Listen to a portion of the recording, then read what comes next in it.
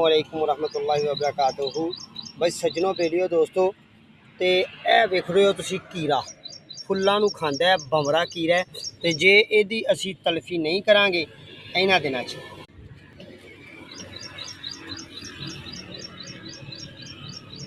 Video नूं तुसी देखना है। मैं एक माली हाँ, तो माली ने तुहाडे नाल अपने मामला सारे शेयर करे ने। सारे फुल खांदा है, तो सावन ते भादरों के दिनों आंदा है। ठीक है, इहदी स्प्रे मारनी है।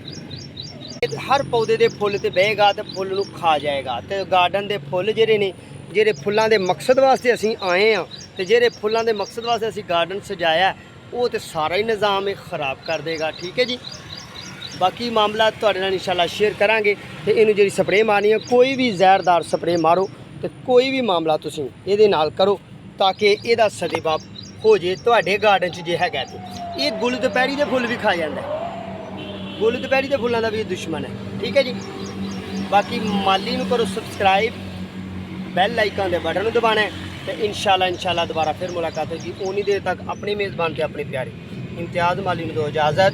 अल्लाह ताला शाद रखे, दे बाद रखे। अस्सलाम वालेकुम।